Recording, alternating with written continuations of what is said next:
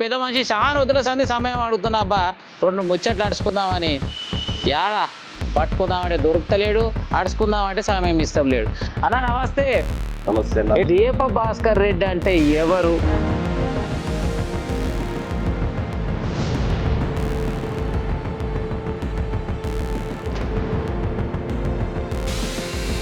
నా 30 సంవత్సరాల నుంచి రాజకీయం ఉన్నాను.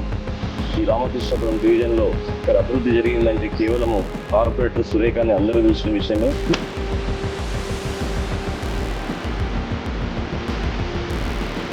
మరి ఎందుకు నీకు రాజకీయంలోకి రావాలని అసలు ఎందుకు అనిపించింది? చాలా మంది రాజకీయ నాయకులను చూశాను, చాలా మంది రాజకీయ నాయకుల దగ్గరికి పోయాను. వాళ్ళ బిహేవింగ్ కొందరికి నచ్చింది, కొందరు నచ్చలేదు. మీరు నమ్మండి నమ్మకపోండి, మీ యూట్యూబ్ ఛానల్లో చెప్తున్నాను కదా, దాదాపుగా ఒక 200 మంది దాకా నేను పెళ్లిలకు సహాయ సహకారాలు అందించిన. ఈ మహేశ్వరం నియోజకవర్గంలో దాదాపు ఎంతో మంది సర్పంచ్లను గెలిపించిన, ఎంతో మంది ఎంపీడీసీలను గెలిపించిన, కార్పొరేటర్లను గెలిపించుకున్నా.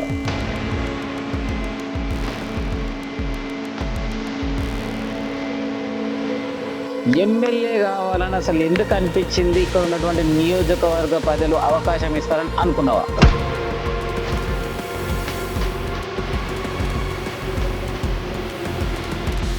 ఎమ్మెల్యే కావాలన్నది నేను గతంలో 2004లో కార్పొరేటర్ పోటీ చేసిన నాగూర్ నుంచి అక్కడ స్వల్ప మెజార్టీతో ఓడిపోవడం జరిగింది.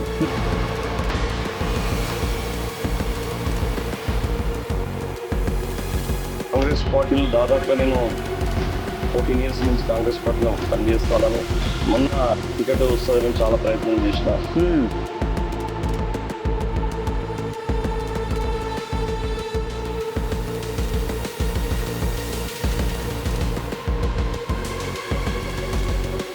మధ్య కేఎల్ఆర్ గారు రావడంతో సరే పాపం ఆయన రావడం కూడా లేట్ అయింది కాబట్టి మేము ఈ సీట్ ఓడిపోవడం జరిగింది.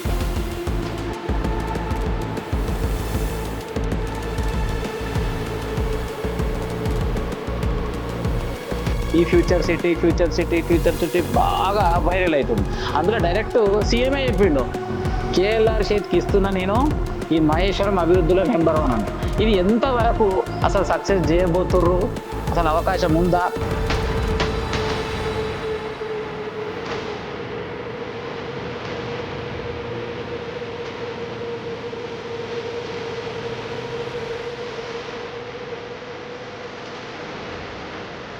ఇది ఫీచర్ సిటీ అనేది ఓన్లీ మహేశ్వరం కాన్ఫరెన్స్ సంబంధించింది కాదు. ఈ రోజు అమరావతి ఏదైతుందో అమరావతి కంటే కూడా పెద్ద సిటీ. స్కిల్ డెవలప్మెంట్ యూనివర్సిటీ ఒకటి, స్పోర్ట్స్ యూనివర్సిటీ ఒకటి, అదేవిధంగా ఇంకా చెప్పుకుంటూ పోతే చాలా ఉన్నాయి.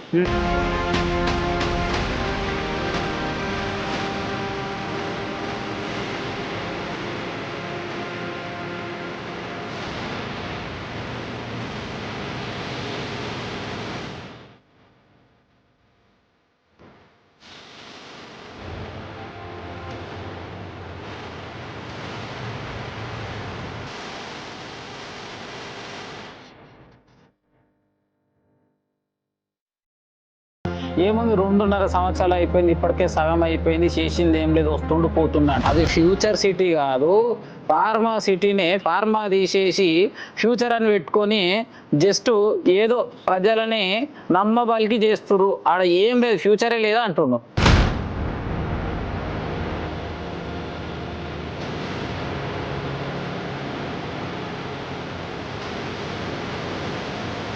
ఫ్యూచర్ లేదన్న వాళ్ళకి వాళ్ళ ఫ్యూచర్ లేదు. ఫస్ట్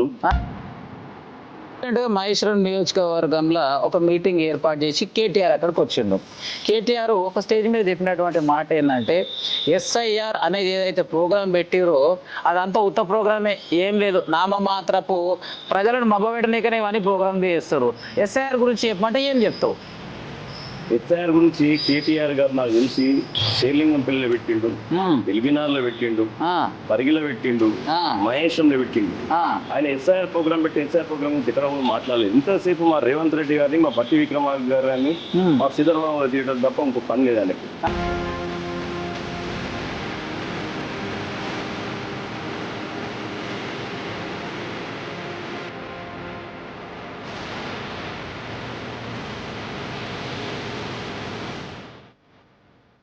ఎస్ఆర్ ప్రోగ్రామ్ గురించి మాట్లాడేటప్పుడు ఎస్ఆర్ ప్రోగ్రామ్ గురించి మాట్లాడు. మరి మీరు ఏం మాట్లాడుతున్నారు? ప్రతి స్టేజ్ మీద కూడా ఇలా రేవంత్ రెడ్డి గారిని తిరగడం తప్ప మీకు ఇంకో పని లేదు. ఏమంటే ఫీచర్ సీట్ లేదంటారు. అసలు మీకు ఫీచర్ లేదు అసలు అక్కడ.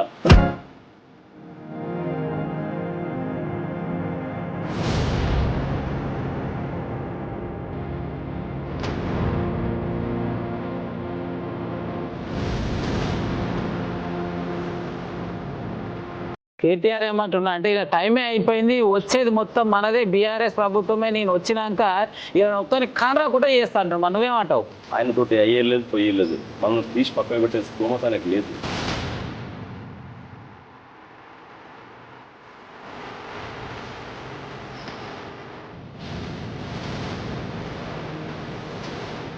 ఏముంది, ఎలక్షన్స్ అప్పుడు దొంగ హామీ ఇచ్చిర్రు, మరి యువతకు స్కూటీలు అన్నారు, ఇంటింటికి తులం బంగారం అన్నారు. ఇసొంటి హామీలు అన్ని దొంగ హామీలు ఇచ్చి రూలింగ్లో కొట్టి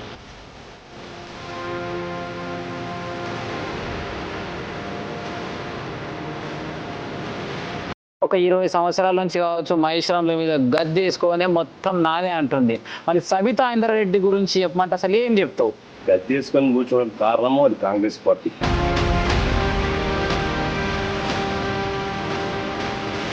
ఆమె 2 సార్లు 3 సార్లు మంత్రి కావడం కూడా కాంగ్రెస్ పార్టీ ఇచ్చిన భిక్షనే. 2 సార్లు మంత్రి అయింది కాంగ్రెస్ పార్టీ భిక్షనే. 3వసారి మంత్రి కూడా మా కాంగ్రెస్ పార్టీ మనం అందరినీ మోసం చేసిపోయిన తర్వాతనే మాకు మంత్రి పదవి వచ్చింది.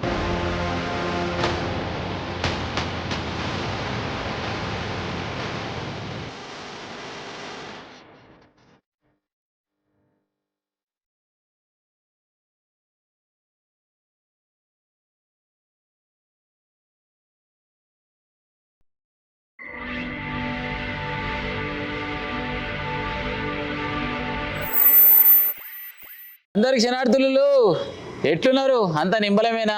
నేనైతే నింబలంగా ఉన్నా. ఏమే సీనా మరి గోజు గొంగడి వేయకుండా మొత్తం మోడల్ తయారైనట్టు ఇప్పుడు ట్రెండింగ్ నడుస్తుంది. పోయి ఎప్పుడు వేయాలి గోజు గొంగడి? జాతర అప్పుడు లేదా పెద్ద పెద్ద పండుగలకే కాదు, మరి మంచి మంచి వాళ్ళని లేపాలన్నా సీనన్నా రెడీగా ఉంటాడు, పండుగ పెట్టాలన్నా రెడీగా ఉంటాడు. మరి గీయాల ముచ్చట ఏంటంటే ఓ పెద్ద మనిషి చాలా వద్దుల సంది సమయం అడుగుతున్నా, అబ్బా 2 ముచ్చట్లు అడుచుకుందామని. యాడా పట్టుకుందామంటే దొరుకుతలేడు, అడుచుకుందామంటే సమయం ఇస్తాం లేడు. కానీ ఇవాళ మాత్రం మనకు మంచి సమయం ఇచ్చిండు. అన్ననైతే 2 ముచ్చట్లు అడుచుకునే ప్రయత్నం చేస్తా. అన్న నమస్తే. నమస్తే. ఎట్లున్నామే అన్న? బాగున్నా. చెప్పాలి మరి, షానొద్దుల తర్వాత అయితే నాకు సమయం ఇచ్చినావు, నీకు క్షణార్థి అన్న. అవునే. మరి దీప భాస్కర్ రెడ్డి అంటే తెలియని వాళ్ళు అయితే లేరు ఈ నియోజకవర్గంలో, అవునా? మరి దీప భాస్కర్ అన్న గురించి సేవలే చూసిర్రు. మరి అన్న దగ్గరికి పోతే ఏం చేసినా కూడా తక్కువ చేయడు, ఏదేమైనా కూడా ప్రజలకి తన జీవితం అంకితం అంటారు. మరి ఈ కుల్లం ముచ్చట అడుచుకోనికైతే నేను వచ్చిందే. ఇంతకు దీప భాస్కర్ రెడ్డి అంటే ఎవరు? ఇంతకు దీప భాస్కర్ రెడ్డి పుట్టినటువంటి ఊరేంది? ఇంతకు అమ్మ నాయన పేరేంది? ఒక్కసారి చెప్పే అన్న. నమస్తే. డిఎస్కే న్యూస్ యూట్యూబ్ ఛానల్ ప్రేక్షకులకు అందరికీ కూడా నమస్కారాలు తెలియజేస్తున్నాను. నా పేరు దీప భాస్కర్ రెడ్డి. దాదాపుగా 30 సంవత్సరాల నుంచి రాజకీయంలో ఉన్నాను. నేను పుట్టి పెరిగిందంతా కూడా నాగోలు, చదువుకుంది కూడా నాగోలు. మా అమ్మ పేరు జయమ్మ, మా నాన్న పేరు దీపనారాయణ రెడ్డి. నేను, మా తమ్ముడు, మా అక్క, 2 అక్కలు నాకు. అందరం కూడా రంగారెడ్డి జిల్లాలో ఇక్కడే ఉంటాం అందరం కూడా. మరి రాజకీయం దాదాపు 30 సంవత్సరాలు చేస్తున్నా. 2010 నుంచి 15 దాకా నా మిస్సెస్ జిహెచ్ఎంసీ కార్పొరేటర్ ఉండే సురేఖ, డిప్యూటీ ఫోల్డర్ జిహెచ్ఎంసీ. ఈ రామకృష్ణపురం డివిజన్లో ఇక్కడ అభివృద్ధి జరిగిందంటే కేవలము కార్పొరేటర్ సురేఖని అందరూ తెలిసిన విషయమే. మరి ఇంకా కూడా ప్రజా జీవితంలో ఉన్నాను. మొత్తం మీద అయితే రామకృష్ణపురంలోనే ఈయన్నే పుట్టినావు, ఈయన్నే పెరిగినావు, అవునా అన్న? ఇంతకేం చదువుకున్నావే? నేను బిఏ చదువుకున్నా. బిఏ అంటే? బిఏ అంటే మీకు తెలుసా అనుకుంటున్నాను. నాకు తెలియదే, ఎందుకంటే నేను కూడా ఎక్కువ చదువుకోలేదు కదా. అంటే బ్యాచిలర్ ఆఫ్ ఆర్ట్సా? Bachelor of arts university, Ambedkar యూనివర్సిటీలో చదువుకున్నాను. మొత్తం మీద పెద్ద చదివే చదివినావు, అవునే అన్న? మరి చదువు చదివినావు, మరి ఎందుకు నీకు రాజకీయంలోకి రావాలని అసలు ఎందుకు అనిపించింది? యాక్చువల్గా గత 30 సంవత్సరాల కింద సామాన్యంగా నేను నిజ జీవితంలో ఒక చిన్న జాబ్ చేసుకుంటేవాడిని. నేను క్రమక్రమంగా చాలామంది రాజకీయ నాయకులను చూశాను, చాలామంది రాజకీయ నాయకుల దగ్గరికి పోయాను. వాళ్ళ బిహేవింగ్ కొందరికి నచ్చింది, కొందరు నచ్చలేదు. కానీ కొంత పేద ప్రజానికానికి ఏదో సాయం చేయాలని ఒక సంకల్పంతో ఈ రాజకీయంలో రావడం జరిగింది. మీరు నమ్మండి నమ్మకపోండి, మీ యూట్యూబ్ ఛానల్లో చెప్తున్నాను ఇలా దాదాపుగా ఒక 200 మంది దాకా నేను పెళ్లిలకు సహాయ సహకారాలు అందించిన, మహిళలకు కుట్టు మిషన్లు అందించడం కూడా జరిగింది. దాదాపుగా 100 మంది దాకా చదివించడం కూడా జరిగింది. క్రమక్రమంగా రాజకీయంలో ఒక ఎమ్మెల్యేగా కావాలని ఒక సంకల్పంతో, దృఢ సంకల్పంతో ఈ రాజకీయంలో రావడం జరిగింది. నా మిస్సెస్ కార్పొరేటర్ గెలిపించుకున్నా. ఈ మహేశం నియోజకవర్గంలో దాదాపు ఎంతో మంది సర్పంచ్లను గెలిపించిన, ఎంతో మంది ఎంపీటీసీలను గెలిపించిన, ఇక్కడ కార్పొరేటర్లను గెలిపించుకున్నా. ప్రజా జీవితంలో నిరంతరం పనిచేస్తున్నాను. ఇప్పటికి కూడా పొద్దున్న లేస్తే ఎక్కడ ఏ సమస్య వచ్చినా, ఈ రంగారెడ్డి జిల్లాలో కానీ మహేశం నియోజకవర్గంలో కానీ ఎక్కడ ఏ సమస్య వస్తే అక్కడ తప్పకుండా నేను ఉంటాను. ఆ సమస్య తీర్చడానికి నేను చాలా ప్రయత్నం చేస్తూ ఉంటాను. నేను మొత్తం మీద మీ భార్యని ఇక్కడ కార్పొరేటర్ చేసుకున్నాం, అభివృద్ధి పరంగా ముందుకు తీసుకువెళ్ళాం. ఎమ్మెల్యే కావాలని అసలు ఎందుకు అనిపించింది? ఇక్కడ ఉన్నటువంటి నియోజకవర్గ ప్రజలు అవకాశం ఇస్తారని అనుకున్నావా? ఎమ్మెల్యే కావాలన్నది నేను గతంలో 2004లో కార్పొరేటర్గా పోటీ చేసిన నాగోల్ నుంచి అక్కడ స్వల్ప మెజారిటీతో ఓడిపోవడం జరిగింది. ఆ తర్వాత నేను మహేశం కాన్స్టిట్యూన్సీ షిఫ్ట్ అయిన తర్వాత ఇక్కడ ఎమ్మెల్యే కావాలని ఒక సంకల్పంతో మిస్సెస్ కార్పొరేటర్ చేసిన. ఇప్పుడు సబితా ఇంద్రారెడ్డి గారు హోమ్ మినిస్టర్ ఉండి, నేను తెలుగుదేశంలో ఉంటే అప్పుడు నేను ఆ తర్వాత నేను బైఫర్కేషన్ అయిపోయిన తర్వాత నేను కాంగ్రెస్ పార్టీలోకి రావడం జరిగింది. కాంగ్రెస్ పార్టీలో దాదాపుగా నేను 14 years నుంచి కాంగ్రెస్ పార్టీలో పనిచేస్తున్నాను. 2019లో నాకు టికెట్ ఇస్తా అని చెప్పేసి చెప్పారు. సరే టికెట్ రాకున్నా కానీ నేను బాధపడకుండా కూడా నేను పని చేసుకుంటూ వచ్చిన. ఆనాడు మల్రెడ్డి రంగారెడ్డి గారు పోటీ చేసిండ్రు. తర్వాత మొన్న టికెట్ వస్తుందేమని చాలా ప్రయత్నం చేసిన, అధిష్టానం కూడా నేను చాలా ప్రయత్నం చేసిన. కార్యకర్తల బలం కూడా, నాయకుల బలం కూడా చాలా ఉండే. భాస్కర్ రెడ్డికి వస్తే మంచిగా ఉంటుంది, భాస్కర్ రెడ్డికి ఇస్తే చాలా బాగుంటుంది కాన్స్టిట్యూన్సీలో అని చెప్పి చాలా మంది కూడా ప్రపోజల్ చేసిండ్రు. కానీ మధ్య కేఎల్ఆర్ గారు రావడంతో సరే పాపం ఆయన రావడం కూడా లేట్ అయింది కాబట్టి మేము ఈ సీట్ ఓడిపోవడం జరిగింది. లేకపోతే ఈ సీట్ తప్పకుండా గెలుచుకోలేము. నేను నాతో పాటు ఇంక 2 పోటీలో ఉంటివి. అవును, దాంతో పాటు కేఎల్ఆర్ గారిని తీసుకురావడంతో మేము అందరం కూడా పనిచేయడం జరిగింది. మిగతా వాళ్ళు చేసిందా లేదా నేను మాత్రం మనస్ఫూర్తిగా నేను వారికి పనిచేయడం జరిగింది. సో ఎమ్మెల్యేగా పోటీకి సిద్ధంగా ఉన్నటువంటి వ్యక్తి అధిష్టానం నుంచి టికెట్ ఇవ్వకపోయినా అధిష్టానం ఏం చెప్తే దానికే కట్టుబడి ఉన్నావు. సో మొత్తం మీద కేఎల్ఆర్ గారు వచ్చినా కూడా కేఎల్ఆర్ తో పాటే సపోర్ట్ చేసి ఉన్నావు. కేఎల్ఆర్ గారు సపోర్ట్ చేసినా, మొత్తం కాన్స్టిట్యూన్సీ తిరిగినా. కాకపోతే ఏంటంటే వాళ్ళు రావడం కాన్స్టిట్యూన్సీకి లేటుగా రావడం అయింది కాబట్టి కొంచెం ఓటమి పాలైనాం. లేకపోతే ఓటమి పాలయ్యేది కాదు. కాంగ్రెస్ పార్టీ మహేశం కాంగ్రెస్ పార్టీ అడ్డా ఇది. ఏదేమైనా కూడా గతంలో చూసుకుంటే కాంగ్రెస్ పార్టీ, ఇప్పుడు కూడా కాంగ్రెస్ పార్టీ, కానీ జర్ర లేట్ వచ్చి పడ్డ కష్టం అంతా కొంచెం వృధా అయిందంటూ. మొత్తం మీద ఓడిపోయిన వాళ్ళు ఏం చేసినట్టు ఉంది, మొత్తం మీ చేతుల్లోనే ఉన్నాయి కదా పగ్గాలు.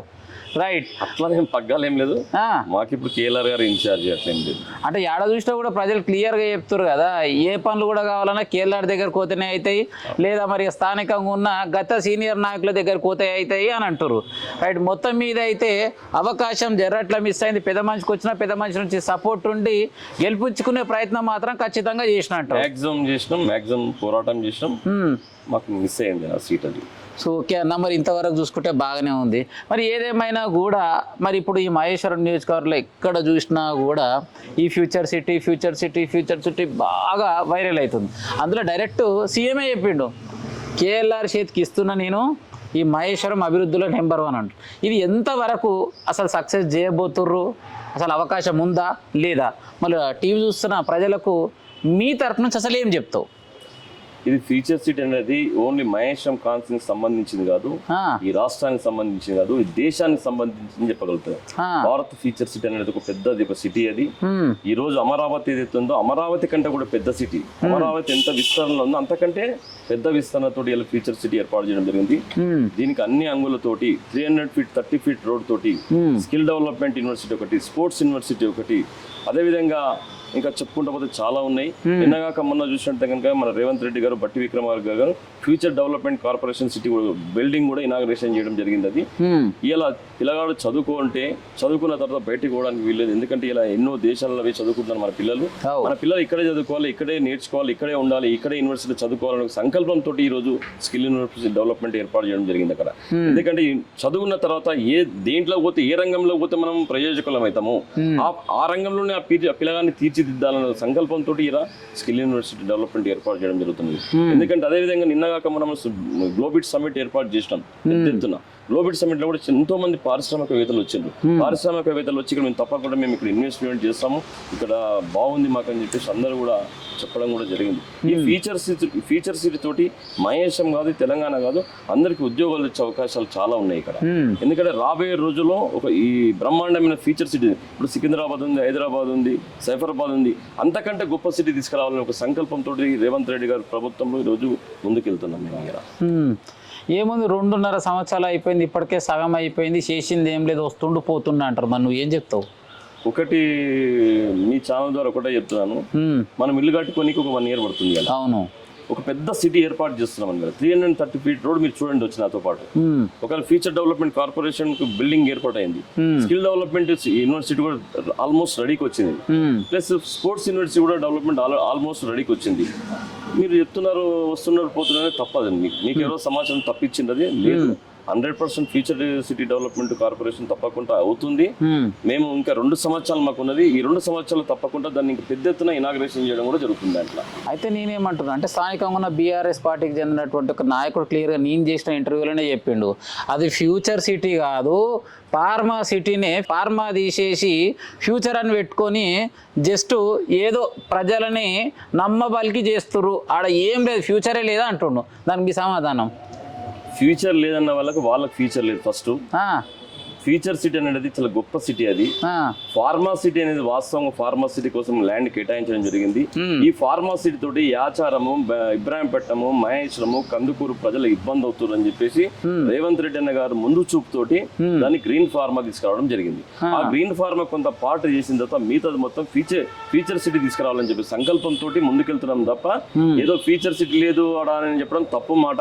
మీరు ఫీచర్ సిటీ ఎవరైతే లేదని చెప్తుండ్రో నా ఎంబడి రేపు రండి, ఫీచర్ సిటీ తీసుకెళ్తా, నా కాలంలో తీసుకెళ్తా, టీఆర్ఎస్ పార్టీ కానీ ఇంకా అదర్ పార్టీ కానీ మీకు చూపిస్తా, మీ కళ్ళు తెరిపిస్తా అని చెప్పి నేను తెలియజేస్తాను. ఈ రోజు రీసెంట్ గా మహేశ్వరం నియోజకవర్గంలో ఒక మీటింగ్ ఏర్పాటు చేసి కేటీఆర్ అక్కడికి వచ్చిండు. కేటీఆర్ ఒక స్టేజ్ మీద చెప్పినటువంటి మాట ఏంటంటే, ఎస్ఐఆర్ అనేది ఏదైతే ప్రోగ్రామ్ పెట్టిరో అదంతా ఉత్త ప్రోగ్రామే, ఏం లేదు, నామమాత్రపు ప్రజలను మభబెట్టనీకనే ఇవన్నీ ప్రోగ్రామ్ చేస్తారు. ఎస్ఐఆర్ గురించి చెప్పమంటే ఏం చెప్తావు? ఎస్ఐఆర్ గురించి కేటీఆర్ గారు నాకు తెలిసి షేర్లింగంపల్లిలో పెట్టిండు, ఎల్బినార్లో పెట్టిండు, పరిగిలో పెట్టిండు, మహేశ్వరంలో పెట్టిండు. ఆయన ఎస్ఐఆర్ ప్రోగ్రామ్ గురించి ఎక్కడ కూడా మాట్లాడలేదు. ఇంతసేపు మా రేవంత్ రెడ్డి గారిని, మా బట్టి విక్రమార్క గారిని, మా శ్రీధర్బాబు తీయడం తప్ప ఇంకో పని లేదు ఆయనకు. ఎస్ఐఆర్ ప్రోగ్రామ్ గురించి మాట్లాడేటప్పుడు ఎస్ఐఆర్ ప్రోగ్రామ్ గురించే మాట్లాడు. ఎస్ఐఆర్ ప్రోగ్రామ్ ఎందుకు పెట్టినాం అసలు? ఇలా ఓట్లు మనం ఓటు హక్కు మనం వినియోగించుకోవాలి.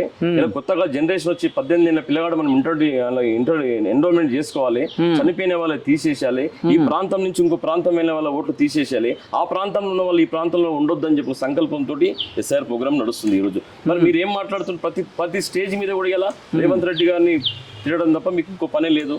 ఏమనంటే ఫీచర్ సీట్ లేదంటారు, అసలు మీకు ఫీచర్ లేదు అసలు. అక్కడ మీరు మాట్లాడేది ఏముంది ఒకసారి మీరు ఆలోచించండి. ఇలా అయిపోయిందంటావు, ఇలా ఫ్యూచర్ లేదంటావు. 100% ఫ్యూచర్ లేదు. ఏముంది రాబోయే రోజుల్లో ఇప్పుడు 2.5 years మా ప్రభుత్వం ఉంది, నెక్స్ట్ రాబోయే ప్రభుత్వం కూడా కాంగ్రెస్ ప్రభుత్వం అని చెప్పదలుచుకున్నాను కదా. కేటీఆర్ ఏమంటున్నా అంటే ఇలా టైమే అయిపోయింది, వచ్చేది మొత్తం మనదే, బీఆర్ఎస్ ప్రభుత్వమే, నేను వచ్చినాక ఇలా ఒక్కని కాన్ రాకుండా చేస్తా అంటున్నా. మరి నువ్వేమంటావు? కాంగ్రెస్ పార్టీ ఒక సముద్రం, ఒక జీవనది లాంటిది. ఆయనతోటి అయ్యేలేదు పోయేలేదు, మనల్ని తీసి పక్కన పెట్టే స్తోమత ఆయనకు లేదు, ధైర్యం ఆయనకు లేదు. ధైర్యం లేదంటావు? ఉంటే రమ్మని చెప్పండి, రేపు పొద్దున్న ఫీచర్స్ చూపిస్తా నేను. సో మహేశ్వరం గురించి చెప్పుకుంటే మరి ఈ 2.5 సంవత్సరంలలో మీరు చేసినటువంటి గొప్ప అభివృద్ధి ఏమైనా ఉందా అంటే అసలు ఏముందంటావు? ఈ రోజు మా ప్రభుత్వం రాకముందుకు మేము 6 గ్యారెంటీలు ఇచ్చినాం. 6 గ్యారెంటీలు ఇలా ప్రజల్లోకి 85% ప్రజల్లోకి వెళ్ళినాయి. అదేవిధంగా రైతు రుణమాఫీ కూడా 90% మనం చేసినాం ఈరోజు, మా ప్రభుత్వం చేసింది.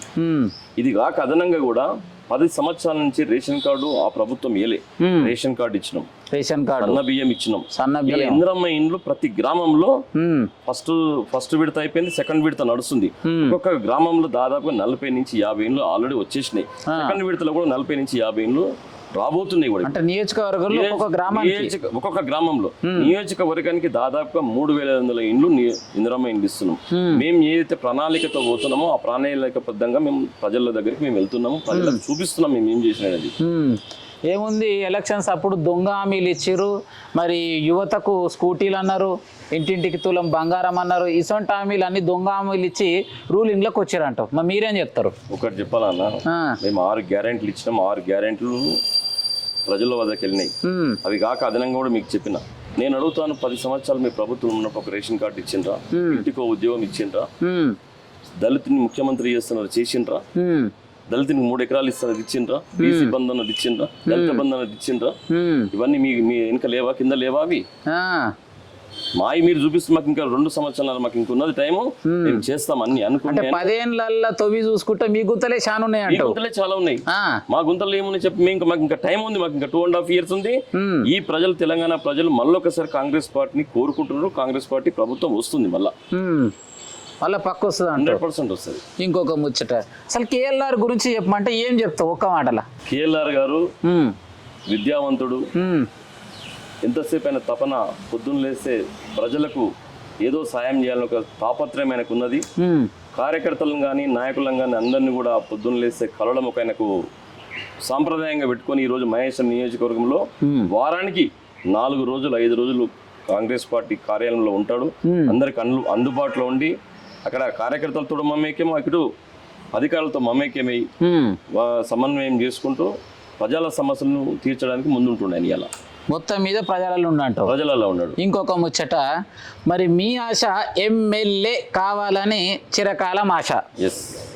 మీకు వచ్చే అవకాశాన్ని ఇక మధ్యలో వచ్చిన పెద్ద మనిషి తీసుకుండే అనుకుంటా నేను. మళ్ళీ నెక్స్ట్ వచ్చే ఫ్యూచర్లో మీకు అలాంటి అవకాశం దక్కడానికి ఏమైనా అవకాశం ఉందా? పెద్ద మనిషి ఆధ్వర్యంలో కల్పించబోతున్నంటారా? ఒకటి సినిమా, ఎవరి అదృష్టాన్ని ఎవరిని కూడా మనం కాదనిలేము. ఆయన అదృష్టం ఆయనకు ఉంటుంది, నా అదృష్టం నాకుంటుంది. నాకు ఒక్కటే సంకల్పం ఏంటంటే, ఇప్పుడు డీలిమిటేషన్ అవుతున్నాయి, అయితే ఒక నమ్మకం ఉన్నది, డీలిమిటేషన్ అవుతుంది, తప్పకుండా నాకు అవకాశం వస్తుందని చెప్పేసి అనుకుంటున్నా. మొత్తం మీద అయితే డీలిమిటేషన్ అయితే 2 అవుతాయి, 3 కూడా కావచ్చు. అవకాశం మాత్రం తప్పకుండా పెద్దల ఆశీర్వాదంతో వచ్చేది ఉందని చెప్పేసి నమ్మకం ఉంది, నమ్మకం గట్టిగా ఉన్నది. మరి ఇంకొక ముచ్చట అడితేనే, మరి రేవంత్ రెడ్డి సీఎం గురించి చెప్పమంటే అసలు ఏం చెప్తావు? మరి ఒక దీప భాస్కర్ రెడ్డి పోతే ఒక పని కావాలంటే ఇంతకు అవుతుందా కాదు, అసలు ఏం చెప్తావు? సీఎం గారు ఇలా ప్రజల మనిషి. టిఆర్ఎస్ పార్టీ గడిల పాలన కులగొట్టి ఈరోజు ప్రజాపాలన తీసుకొచ్చిండు. దీప భాస్కర్ రెడ్డి పని పోతే అవుతుందా, సామాన్య కార్యకర్త పని పోతున్నా అవుతుందా అనేది కాదు. ఎవరు పోయినా రేవంత్ రెడ్డి గారి దగ్గరికి పనులు అవుతాయి. ఇలా మేము ఒక్కసారి మనం ఆలోచిద్దాం, ఆయన ఇచ్చిన హామీలు ఏమున్నాయి కాంగ్రెస్ పార్టీ నుంచి, ఇప్పుడు ఎన్ని చేసిండో ఒక్కసారి బేరీ చేసుకుంటే మనకు తెలుస్తుంది. చేసిన హామీల కంటే కూడా ఇలా మనం ఎక్కువ డెవలప్మెంట్ యాక్టివిటీస్ ఇంకా చేస్తున్నాడు. ఇంకా రాబోయే రోజుల్లో కూడా ఇంకా కూడా చేస్తాడు. ఒక పక్క రైతులకు కానీ, విద్యార్థులకు కానీ, సామాన్య ప్రజలకు కూడా ఈ రోజు అందరికి అందుబాటులో ఉన్నాడు. గతంలో ముఖ్యమంత్రి కలవాలంటే కొంత టైం పట్టేది, ఎమ్మెల్యేకి కలవలేదు ముఖ్యమంత్రి. ఈరోజు సామాన్యమైన కార్యకర్తకు, నాయకులకు, ప్రజలకు అందుబాటులో ఉండే వ్యక్తి ఇలా రేవంత్ రెడ్డి గారు. మరి గత ఒక 20 సంవత్సరాల నుంచి కావచ్చు మహేశ్వరంల మీద గద్దేసుకొని మొత్తం నాదే అంటుంది. మరి సబితా ఇంద్రారెడ్డి గురించి చెప్పమంటే అసలు ఏం చెప్తావు? గద్దేసుకొని కూర్చోవడం కారణము అది కాంగ్రెస్ పార్టీ. ఆమె 2 సార్లు 3 సార్లు మంత్రి కావడం కూడా కాంగ్రెస్ పార్టీ ఆశీర్వాదమే. కాంగ్రెస్ పార్టీ ఇచ్చినటువంటి ఆశీర్వాదం, భిక్ష. కాంగ్రెస్ పార్టీ ఇచ్చిన భిక్షనే. దానిలో గట్టిగా చెప్తాను, ఎక్కడంటే అక్కడ చెప్తాను. ఎందుకంటే 2 సార్లు మంత్రి అయింది కాంగ్రెస్ పార్టీ భిక్షనే. 3వసారి మంత్రి కూడా మా కాంగ్రెస్ పార్టీ మనం అందరినీ మోసం చేసిపోయిన తర్వాతనే ఆమెకు మంత్రి పదవి వచ్చింది, అవకాశం వచ్చింది. అంటే పార్టీకి నమ్ముకొని ఉన్నోళ్ళని అందరినీ కాదని సీట్ కోసమే పోయిందంట, మంత్రి అయింది ఆమె. 3 సార్లు మంత్రి అయింది ఆమె. ఇలా కాంగ్రెస్ పార్టీ భిక్షనే కదా. కాంగ్రెస్ పార్టీ కష్టం, కాంగ్రెస్ పార్టీ కార్యకర్తల కష్టమే కదా అది. నేను ఎక్కడ ఎవరిని మోసం చేయలేదు, ప్రజలే నన్ను ఆశీర్వదించి పంపించారు అంటారు. నేను ప్రజలు ఆశీర్వదించినట్టే ఏ బ్యానర్ మీద ఆశీర్వదించారు నువ్వు? ఏ పార్టీతో ఆశీర్వదించారు నిన్ను? కాంగ్రెస్ పార్టీ కాదా, చేయి గుర్తు కాదా? వచ్చింది నీకు ఆశీర్వాదం కాంగ్రెస్ పార్టీ నుంచి కదా. సోనియా గాంధీ, రాహుల్ గాంధీ గారి ఆశీర్వాదమే కదా. లేదు, నేను అప్పట్లో కాంగ్రెస్ పార్టీ నుంచి ఆశీర్వాదం లభించండి. మొన్న ఎలక్షన్లలో కూడా నాకు కాంగ్రెస్ పార్టీ మీరు అనుకుంటే మరి నేను కారు మీద గెలిచేదానిగా అంటుంది. అక్కడ మిస్టేక్ ఏంటంటే మేము ఒక ముగ్గురం కొట్లాడుకుంటే కాన్స్టిట్యున్సీలో ఆ ముగ్గురు కాదని కేఎల్ఆర్ గారు వచ్చింది కాబట్టి కేఎల్ఆర్ గారికి టైం దొరకలే అక్కడ. దాంతో ఆమె మేము ఓటమి పాలేనేమో ఆమె గెలిచింది. లేకపోతే ముందే కన్ఫర్మ్ ఉండి ఇలా కేఎల్ఆర్ గారు ఒక 6 నెలల ముందే వచ్చినుంటే, లేకపోతే మాలో ఎవరికైనా టికెట్ ఇచ్చినుంటే తప్పకుండా మీకు ఇంటికి పంపిస్తుంటే మేము. అమ్మయ్య, హాసిల్ ముచ్చట అర్థమైంది కదా. మేము కాంగ్రెస్ పార్టీ నుంచి ముగ్గురం ఇక నాకు కావాలని మేము ఇక్కడ కొట్లాడుకుంటా మేము ఉంటే ఇక అధిష్టానం ఏం చేసింది, ఇంకొక పెద్ద మనిషిని ఇక్కడికి అవకాశం కల్పించింది. మేము ఇక్కడ కొట్లాడుకుంటున్నాం, పెద్ద మనిషిని పంపించడానికి అవకాశం దొరికిపోయింది అంటావు. అప్పటికే సగం పని కూడా అయిపోయింది. సో మొత్తం మీద అట్లయింది. మరి ఇంకొక ముచ్చట అడిగితేనే ఫైనల్గా వేప భాస్కర్ రెడ్డికి ఎలాంటి అవకాశం రాబోతుంది, ప్రజలు ఎలాంటి ఆశీర్వాదం ఇవ్వబోతున్నారు? కాంగ్రెస్ పార్టీలో చురుకుగా దాదాపు 14 సంవత్సరాల నుంచి పనిచేస్తున్నాను. అధిష్టానం ఏ పని చెప్పినా సూచన తప్పకుండా పనిచేస్తున్న ఒక క్రమశిక్షణతోటి ఈరోజు కాంగ్రెస్ పార్టీ మహేష్ నియోజకవర్గం కాదు, రంగారెడ్డి జిల్లా కాంగ్రెస్ పార్టీ నాయకులు కార్యకర్తల ఆశీర్వాదము నాకు, వాళ్ళందరి యొక్క బలం నాకున్నది. కాంగ్రెస్ పార్టీ ఏదో రూపకంగా నాకు న్యాయం చేస్తున్న ఒక సంకల్పం అయితే నాకున్నది. మరి ఇవాళ గొంగడి సీనన్న ప్రత్యేకంగా టైం తీసుకొని డిఎస్కే న్యూస్ ఛానల్ తోటి 2-3 ముచ్చట, అసలు నీకు ఎట్లా అనిపించింది? నాకు చాలా సంతోషం ఉంది. డిఎస్కే న్యూస్ యూట్యూబ్ ఛానల్ తో ఇంటర్వ్యూ చాలా అభినందిస్తున్నాను. ఎందుకంటే సీనన్న నాకు ఇప్పటి నుంచి పరిచయం కాదు, చాలా నుంచి పరిచయం. ఒక్కొక్కసారి నేను ఇంటర్వ్యూలు చూస్తూ నేను నవ్వుకుంటాను, హ్యాపీనెస్ వస్తుంది. ఏదైనా మనసులో బాధ ఉంటే ఈ ఛానల్ చూస్తుంటే నాకు కొంచెం సంతోషంగా ఉంటుంది. నేను ఇలా ఆ ఛానల్ తోటి న్యూస్ లో ఇవ్వడం నాకు హ్యాపీనెస్ ఉన్నది, సంతోషంగా ఉన్నాను. ఇంకొకటి మరి సీనన్న అయితే కుల్లం ముచ్చటాడుచుకునే ఉంటుంది. నిజాల నిర్భయంగా పుచ్చడంలో ముందడి ప్లేస్లో ఉంటాం. ఫైనల్గా మా డిఎస్కే న్యూస్ ఛానల్ చూస్తున్న డిజిటల్ మీడియా ప్రేక్షక దేవుళ్లకు అసలు ఏం చెప్తావు మా ఛానల్ గురించి? డిఎస్కే న్యూస్ ఛానల్ వారికి, యూట్యూబ్ ఛానల్ వారికి, ప్రేక్షకులకు అందరికీ నమస్కారాలు తెలియజేస్తున్నాను. గొంగడి సీనన్న అనేది దాదాపుగా నాకు 20-25 ఇయర్స్ పరిచయం. నాకు వారు రియల్గా ఏదున్నా కుల్లం మాట్లాడతాడు, అబద్ధాలు మాట్లాడాడు, అవతలోడు అబద్ధాలు మాట్లాడితే ఇమీడియట్గా క్యాచ్ చేస్తాడు. దానికి ఎవరితో కూడా లాలూచి పడకుండా ముందుకెళ్తాడు. మళ్ళీ అలాంటి వాళ్ళు యూట్యూబ్ ఛానల్లో పనిచేస్తూ నాకు చాలా సంతోషంగా ఉంది. ఇలాంటి వాళ్ళు ఇంకా ఎదగాలని చెప్పేసి మనస్ఫూర్తిగా కోరుకుంటూ నమస్తే. చూసిరు కదా మరి గీయాల మట్టుకు అన్న దగ్గర ఉన్న కొన్ని ముచ్చట్లు ఆడుచుకున్నా. మరి ఇక వచ్చే దినాలల్లో ఎప్పటికప్పుడు అనుసుకుండే మీ దగ్గర తీసుకొచ్చాడు ఉంటామలా. కెమెరామ్యాన్ సాయితో మీ జర్నలిస్ట్ గొంగడి సీనన్న. మరి మొదటిసారి చూస్తుండలైతే లైక్ చేయరి, కామెంట్ చేయరి, షేర్ చేయండి. ఇంకొక ముచ్చట, మరి ఇంటర్వ్యూ స్టార్టింగ్ నుంచి చివరి వరకు ఇన్న ముచ్చటంతా కూడా ఇంతకెట్లుంది కామెంట్ రూపంలో తెలియజేయండి. పోయేస్తిగా.